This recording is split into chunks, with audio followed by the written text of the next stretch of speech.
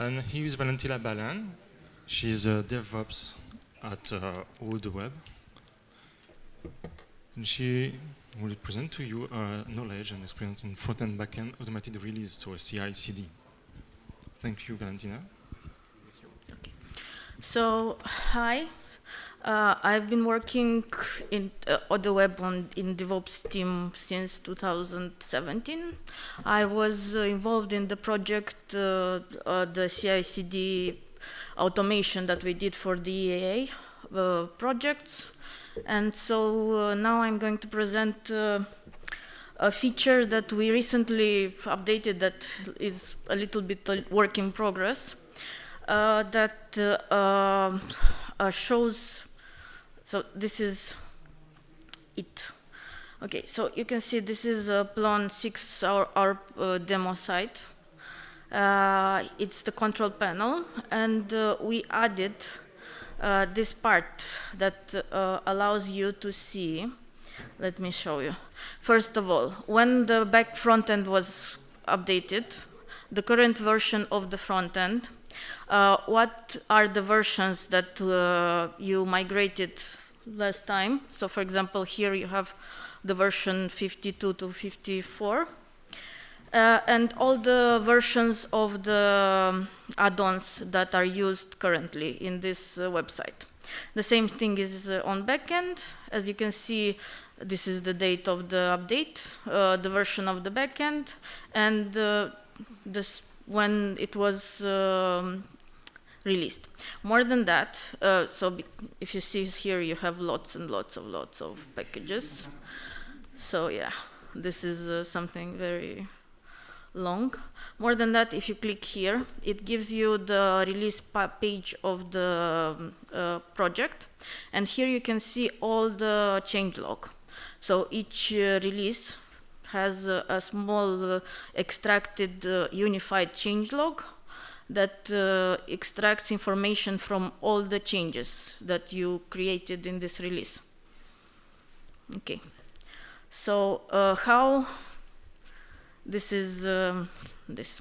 So how it works. On the backend, you have to install the add-on add-on that saves the version and the old version before the upgrade, and saves the update in Plone registry on first start. And also you have to configure, this is done in our release pipeline, backend version, environment variable. We only have Docker everywhere, so we all the deployments are use only Docker images. On front end, on first start, it uses REST API on initialization to save the front end information and to extract the list of the packages, the add-ons and versions. Okay. Razzle front-end version is the environment variable that is, as the same, is configured, is set on release pipeline. So a little bit to describe how continuous delivery works in our Plone 6 backends. So we have one Docker image that we use as a base for all our EA backends. So this is, if you click on it, you can see that it goes exactly to Plone backend. Besides that, we put some requirements and constraints. Basically, all the add-ons that we want for them to have. The next level of the Docker images is the project backend. So in this case is the EA website backend. We just, you can see, use the Plone backend that we release, and besides that add some extra add-ons. Okay, so how the continuous delivery works. We are using Git flow for our releases. Git flow, I will tell a little bit. It's just the idea that you keep the develop branch as the one you use and push all the commits. And when you're ready to release on production, you create a pull request. There are some checks and tests that are run on pull request. And when it's merged in master, it's considered as production. So any merge in master is considered a releasable code. So a Python egg is released during Git flow. Then we do the automatic update at the end of the release flow in constraints. So we update the version. As you can see here, we have lots of release, automatic release. For example, this one. If you look at it, it just updates the version of the package. The same is here in the website backend. Here, besides the automated release on eggs, we also have automated release of the Plone backend. So this, for example, is an automated release. Okay, so this is how release works, and the changelog is a little bit interesting for because a Python egg changelog is like this. We pre-populate it on pull request creation from change from commit message and user, and after that we allow the user to the developer to change however they want. So this is not this is just pre-populated on pull request creation, and after that a developer can add. The only thing that we are checking the format for it to be acceptable. We are testing the format. So this one is created, pushed on merge. What is happening is that we are using this changelog to extract and to create the releases. As you can see, exactly the same information that is in changelog is saved on each release text. So this is how it looks like. I think all of you know GitHub, so this is the thing. So now we have all the Python eggs with the release text that contain the changes that contain also the user that made them. And we are aggregating this information.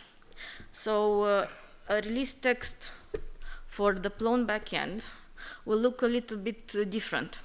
First of all, we are, for us, the most important is add-ons version update changelog, especially the changelog of the add-ons that were made by us.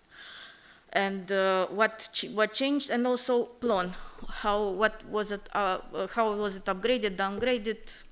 So the idea is, for example, here we upgraded 3 versions. So if you click here, it will give you the information.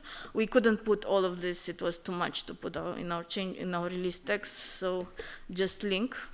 And here you have the dependency updates. As you can see, this is made by us, so we have text.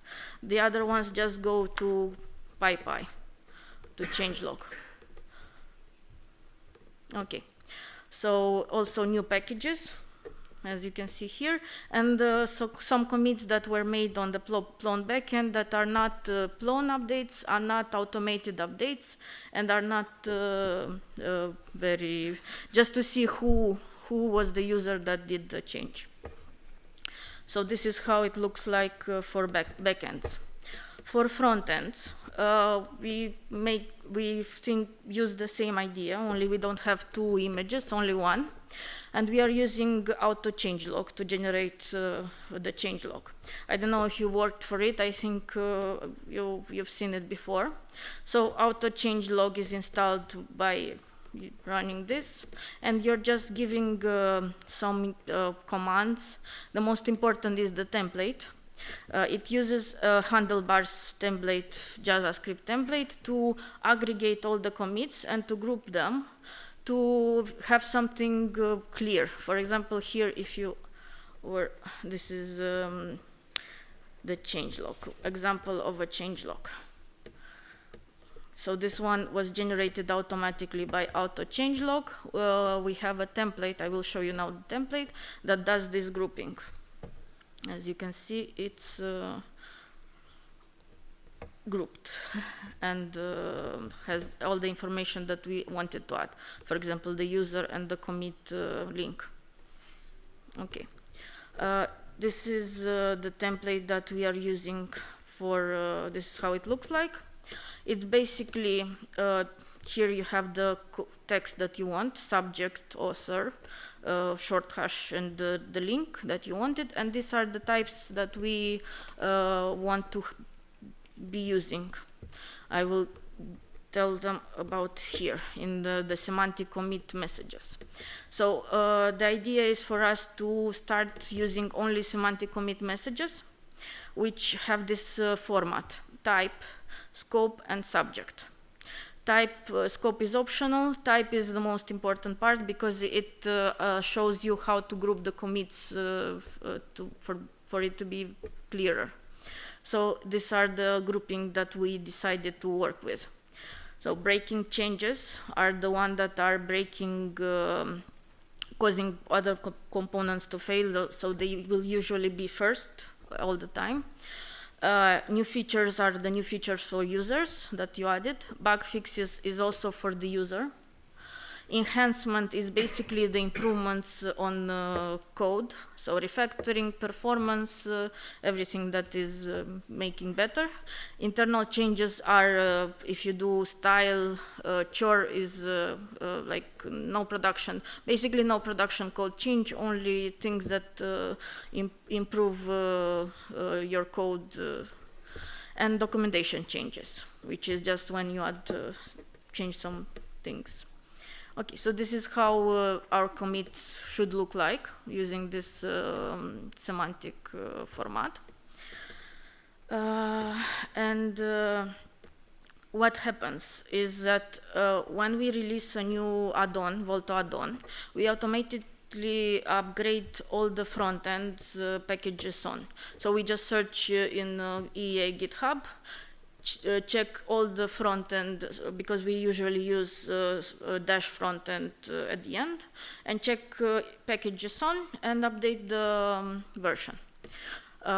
This release text is generated by using, we have a Docker image that does this part. So everything, all the code you can find in this repository, Docker Git flow. And this is the release it JSON configuration. Release it is a tool that is used to release NPM packages, and this is the command that we use to generate the release notes. This, for example, just says that you want the ones that are not released, and also we don't want any automated release in our logs because they don't matter for us. Okay, so this is the command of the that we are using. The only add-on that is a little bit special is the volto-eea-kitkat, because volto-eea-kitkat has lots of dependencies. So we are basically treating it as a front end. So we are extracting the changelog of the updated add-ons from it. So for example, this is the Volto accordion block, which is an add-on for volto-eea-kitkat. And then we have the next level, which is the front-end changelog. So front-end changelog, why don't I have it somewhere clearer? Let me just write it. I forgot to put the link. Okay, this is our EA website front-end. This is how the change release log looks like. So for example, this is the latest 054. As you can see here, you have the dependency updates. You can also, which updated KitKat from 8.2 to 8.3, which updated Volto accordion block. So it's basically one and the other. This is a bigger update, for example, 53. You can see it has lots of updates. Okay, so this is how, yeah, we don't put, we also save the Plone, Volto add-on, because Volto has the same idea of keeping the changelog in the release. So we can also add this as well here in the dependency updates. Okay. And so this is the references. You can have here the link. This is the automated changelog home. These are the examples, the two add-ons that you have to add in your Volto for it to work. As they're kind of big right now. So as I talked with Aline, if there is interest, we might move this part in the Volto. So it won't be an add-on. And this is the scripts that we use to do everything. And these are the backend and front-end repositories. Okay. So do you have any questions?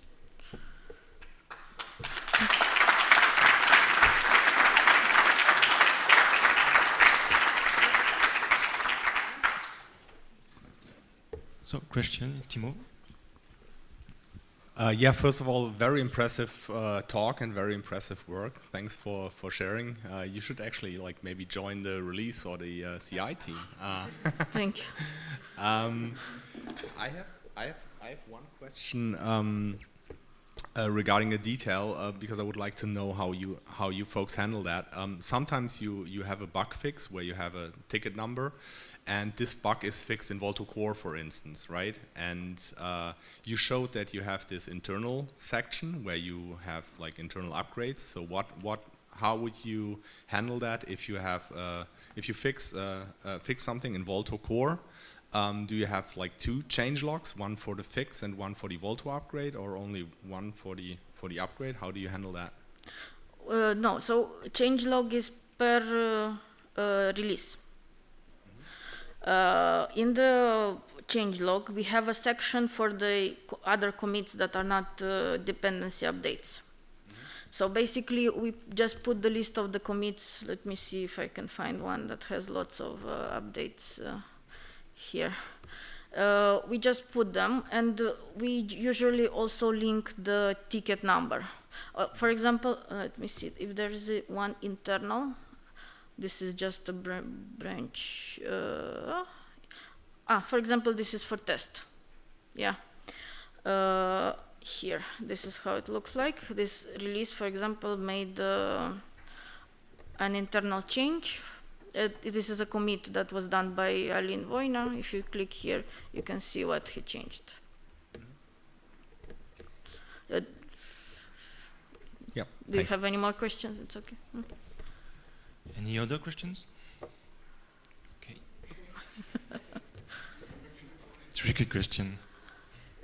No, I just want to add more what Valentina said. So we basically pin also Volto Core in this changelog. So when you fix the thing into the core, then we upgrade the Volto project. So you will see it here, the upgrade, basically. But we have also an internal red mine to track our issues. So yeah, we track also internally, and we have the issue also on GitHub. For example, here you can see a downgrade on Plone Volto. Downgrades also have the changelog added. So this is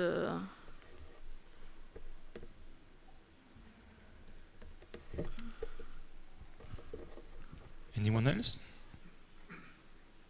Everyone's hungry. Yeah. So I think the lunch is served on the main entrance. So thank you, and see you there. Okay, thank you.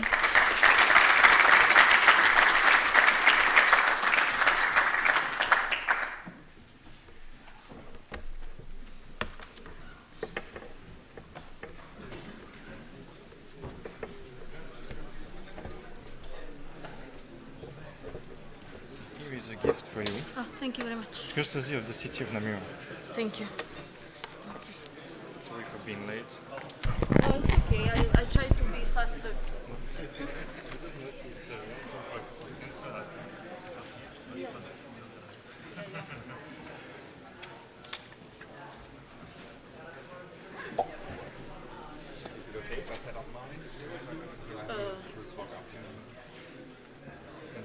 Yeah, sure.